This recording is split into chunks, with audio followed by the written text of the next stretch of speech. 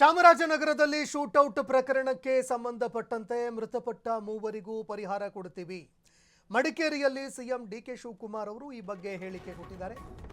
3 ಜನ ಮೃತಪಟ್ಟಿದ್ದಾರೆ, ಮೂವರಿಗೂ ಪರಿಹಾರ ಕೊಡುತ್ತೀವಿ. ಡಿಕೆ ಶಿವಕುಮಾರ್ ಅವರು ಕೊನೆಗೂ ಪರಿಹಾರದ ವಿಚಾರವನ್ನು ಮಾತಾಡಿದ್ದಾರೆ. ಅವರು ಬೇಟೆಗಾರರು ಅನ್ನೋದು ನಮ್ಮ ಗಮನಕ್ಕೆ ಬಂದಿದೆ.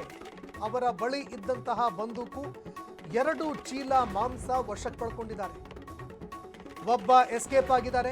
ಮತ್ತಷ್ಟು ಮಾಹಿತಿ ಬರೋದರಲ್ಲಿ ಇದೆ. ಎಲ್ಲ ವಿಚಾರ ಎಲ್ಲರಿಗೂ ತಿಳಿಸೋದಕ್ಕೆ ಆಗೋದಿಲ್ಲ ಅಂತ ಡಿಕೆ ಶಿವಕುಮಾರ್ ಹೇಳಿದ್ದಾರೆ. ಈ ಎಲ್ಲ ವಿಚಾರಗಳನ್ನು ಮಾತಾಡೋದಕ್ಕಾಗಲ್ಲ, ಹೇಳೋದಕ್ಕಾಗಲ್ಲ ಅಂತ ಡಿಕೆ ಶಿವಕುಮಾರ್ ಹೇಳಿದ್ದಾರೆ. ನ್ಯಾಯಾಂಗ ತನಿಖೆ ಮಾಡೋದಕ್ಕೆ ಹೇಳಿದ್ದೀನಿ.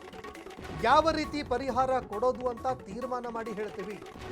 ಕೊಡಗು ಜಿಲ್ಲೆ ಭಾಗಮಂಡಲದಲ್ಲಿ ಸಿಎಂ ಡಿಕೆ ಶಿವಕುಮಾರ್ ಅವರು ಮಾತನಾಡಿದ್ದಾರೆ.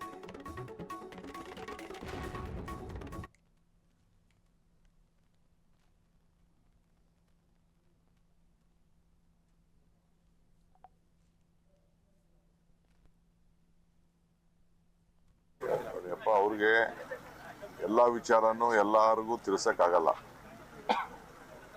ಏನೇನು ಸತ್ಯ ಇದೆ ಎಲ್ಲ ನನಗೂ ಬೆಳಗ್ಗೆ ಅಷ್ಟೊತ್ತಿಗೆ ಮಾಹಿತಿ ಬಂತು. ನನ್ನಲ್ಲೂ ಕೂಡ ಎಲ್ಲ ದಾಖಲೆಗಳು ನನಗೆ ತಿಳಿಸಿದ್ದಾರೆ. ಅರಣ್ಯ ಇಲಾಖೆಯವರು ಬಂದು ಕಂಪ್ಲೀಟ್ ಫಸ್ಟ್ ಹ್ಯಾಂಡ್ ಇನ್ಫಾರ್ಮೇಶನ್ ನನಗೆ ತಿಳಿಸಿದ್ದಾರೆ. ಅವರು ಬಂದೂಕ ಸೀಸ್ ಆಗಿದೆ. ಆಮೇಲೆ ಮಾಂಸ 2 ಚೀಲ ಮಾಂಸ ಎಲ್ಲ ಕೂಡ ಸೀಸ್ ಆಗಿದೆ. ಕಾಡು ಪ್ರಾಣಿಗಳ ಮಾಂಸ ಎಲ್ಲ ಸೀಸ್ ಆಗಿದೆ. ಒಬ್ರು ಎಸ್ಕೇಪ್ ಆಗಿದ್ದಾರೆ. ಅದು ನಮ್ಮ ಆಫೀಸರ್ಸ್ ಹೇಳಿದ್ದು. ಇನ್ನ ಕೆಲವೆಲ್ಲ ಮಾಹಿತಿ ಎಲ್ಲ ಬರ್ತದೆ. ಕೆಲವೆಲ್ಲ ಇನ್ಫಾರ್ಮೇಶನ್ ಎಲ್ಲ ತೆಗೆದುಕೊಳ್ತಾ ಇದ್ದಾರೆ.